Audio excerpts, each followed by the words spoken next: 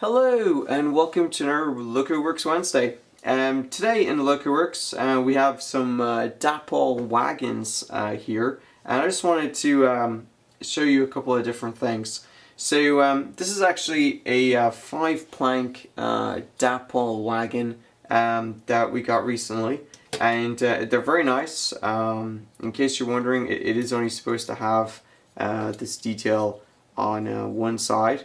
It has very nice metal wheels. As usual, the Dapol, nice thing about the Dapol weathering from the factory is that you always get something a little bit different with each one, so you never really get a weathering pattern that's the same on two of the wagons. Now, one of the problems though that I've noticed, and I have quite a lot of Dapol wagons, I probably have close to 30 or 40 of them. And most of them are weathered. One of the problems that I have noticed is that often it looks like they've put the items or the wagons into the packaging before the weathering has dried. So, like, to give you an idea, right here, I don't know if you can see it on camera, there's about 5 or 6 specs, and these actually came out of the box that this was in. Also, the coupling here had come undone and was actually stuck to the plastic by the weathering in the box. And you can see here the weathering paint is sort of chipped a little bit. So I don't know if it's their process or if maybe they need to wait a little longer before they put it in the box. But mostly it doesn't really damage the look or like the wagon at all. So it's not that big of a deal. However, there are some cases where, and I'll show you this in a minute, where they have actually damaged the wagons and will need to do some cosmetic repairs to them. So what I wanted to show you today was basically how to fix these couplings. So one of the things that I don't really like about the Dapol wagons is that the couplings have a tendency to come off. You can see here this has lost both of them. This has lost one. I have another one here that's lost both of them. And this isn't me messing around with them or anything like that. These actually came off while it was on the track. So just from the general force. And I think it's just the way they're being assembled maybe. They're like slightly loose or maybe not quite put together as firmly as they should be. So what I'm going to do is zoom in on this particular wagon, or at least zoom in so you can see it, and we'll show you the process. So I'm using a pair of very fine electronics tweezers to do this. What you want to do is right here there's a clip. I don't know if you can see it on the camera. Right there's a clip, and you basically need to get the very small hook that's on this right there into that clip. So what we're going to do is grasp it by the coupling end, grasp this. Now I'm actually looking at the camera, and what you want to do is basically angle it upwards so that it gets into that clip. And this is very tricky to do because you actually have to get it like so.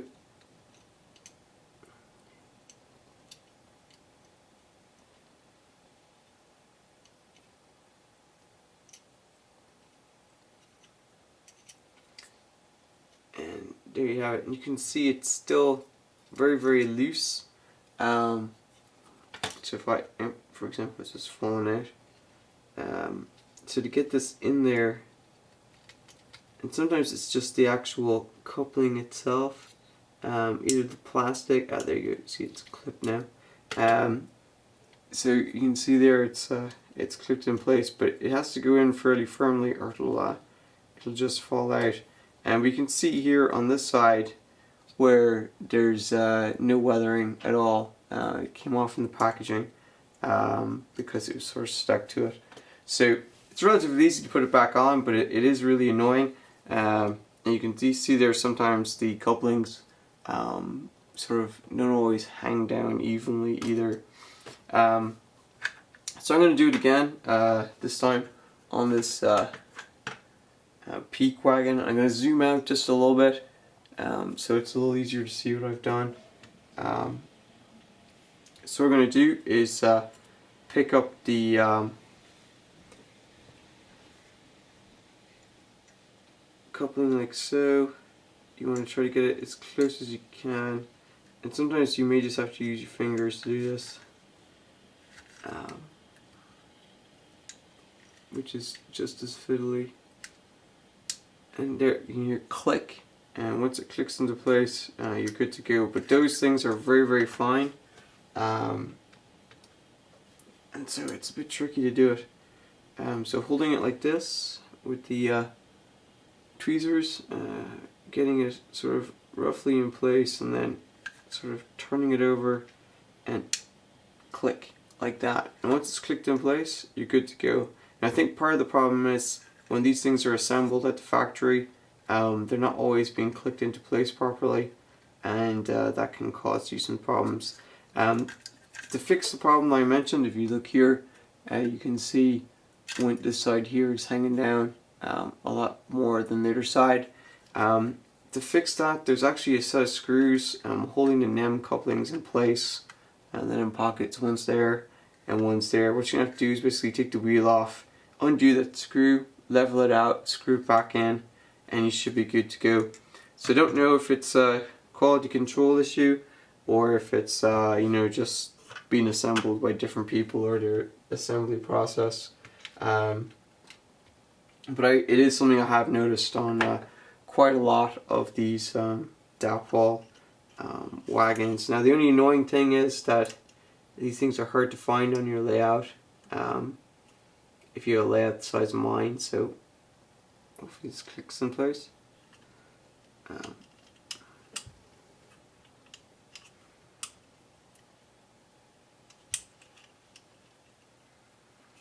Alright, so it clipped in place, but again you can sort of see it is hanging down compared to the other one.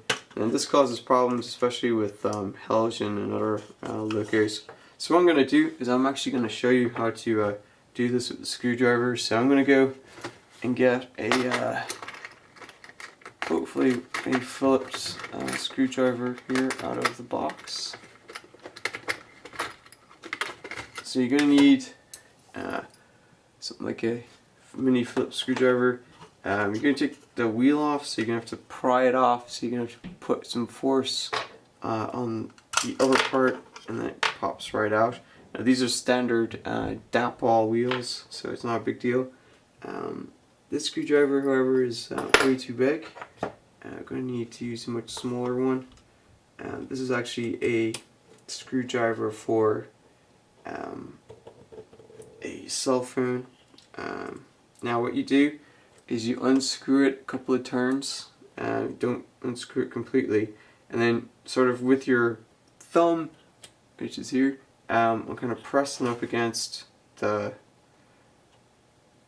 tension lock coupling, and then with my forefinger here I'm pushing down on the NEM socket and sort of leaning it backwards a little bit, and you want to do like 1 or 2 turns and then sort of level it off and tighten it. And you can see there it's now much better. It's pretty much level the way it's supposed to be. And then to put the wheel back in, you just put it into the hole and push, and hopefully it'll clip in on the other side like that.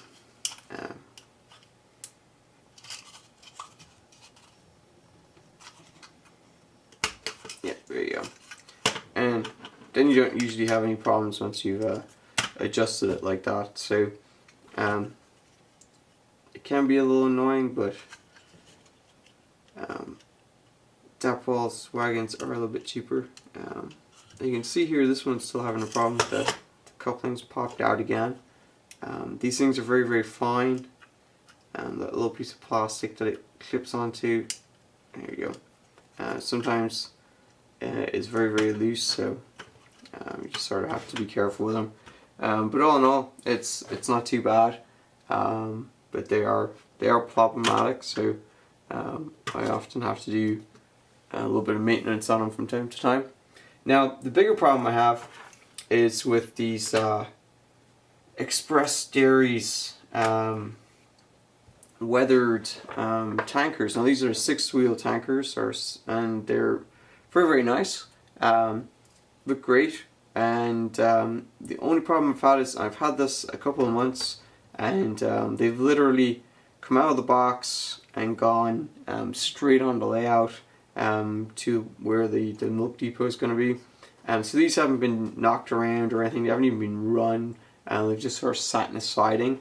And what's happened is the paint has begun to flake off. So you can see here the paint is just simply disintegrated.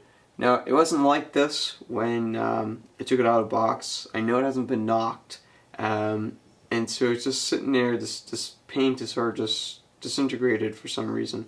And I thought, well, maybe it was just one and it wasn't a big deal. But on the other end of the rake, actually if you look here, you can see where the paint has come off and you're just left with the black plastic. So I don't know if it's a side effect of maybe it going in the box too quickly, but this one in particular is pretty bad. You can see here where the paint, actually you can see where the paint's now completely come off. So it's sort of left with the plastic under there. So I don't know why it's done this, other than looking at it, it seems like the paint there did not properly adhere to the plastic. Now you can glue it back in place and maybe weather it, but it definitely does look like there's some kind of problem there. So to fix this, it's a little more involved. We're going to have to use some weathering powders to fix the problem. So what we're going to do is basically use the AIM weathering powder, the medium earth that I have here, and I'm just going to basically re-weather the side here and try to get it as close to it as possible. This bit of paint that flaked off, it's pretty sizable, so I'm going to try to glue it back on as well. I'm not sure how successful that will be, but we'll give it a go.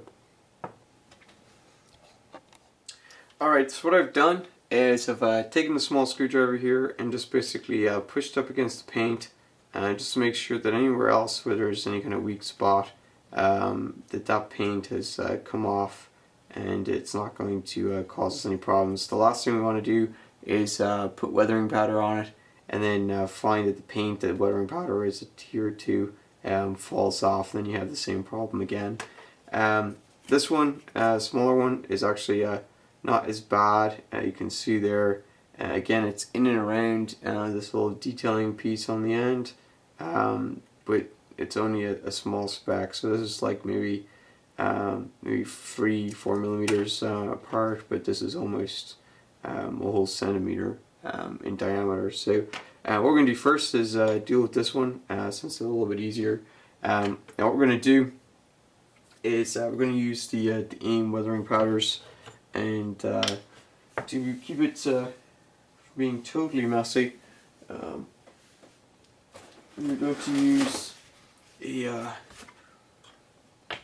board here, or a piece of card, just to prevent us from creating a huge mess. So what we're going to do is basically apply the weathering powder to the affected area, like so, and just sort of blend it in.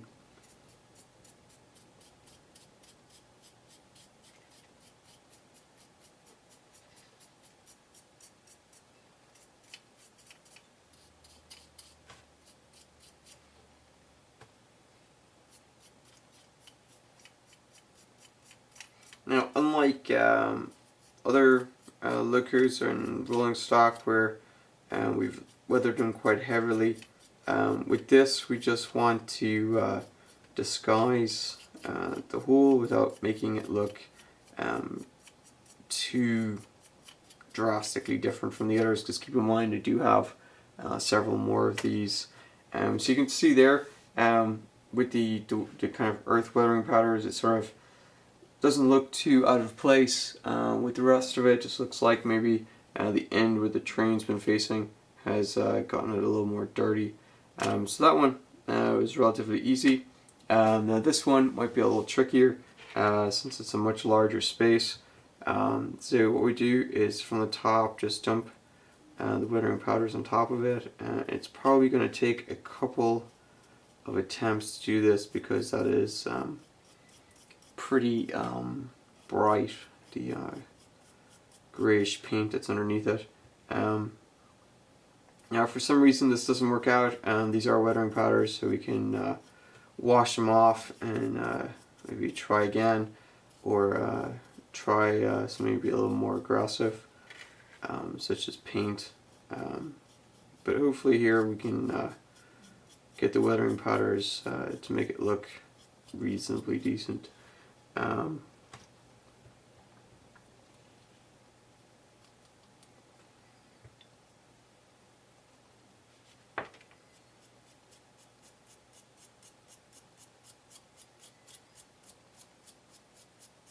Now keep in mind that these are milk tankers, so they were kept reasonably clean, so you don't want to overdo it, but like I said, we want to get rid of the white part. And you can see there what's happened is we've lost a little bit more paint, so we're going to have to add some more weathering powder to disguise that.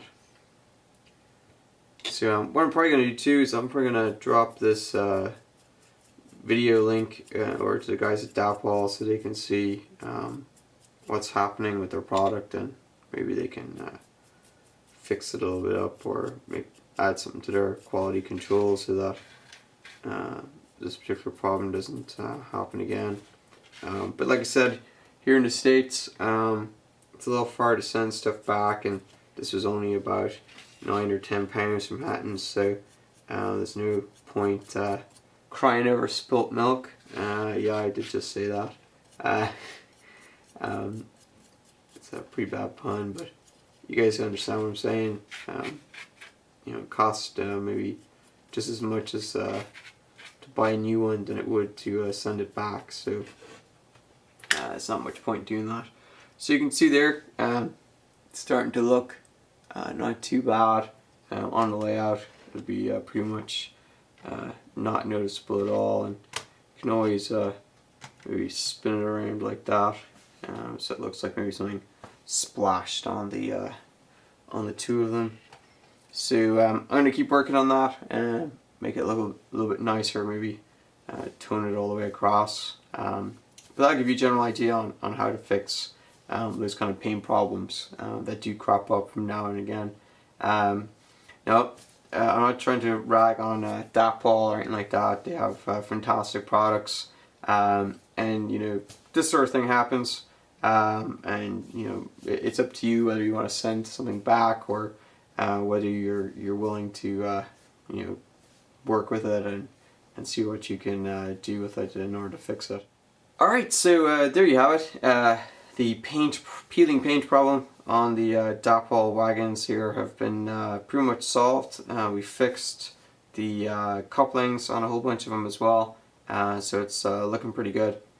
So that's it for today's Loco Works Wednesday. Hope you guys enjoyed it, and until next time.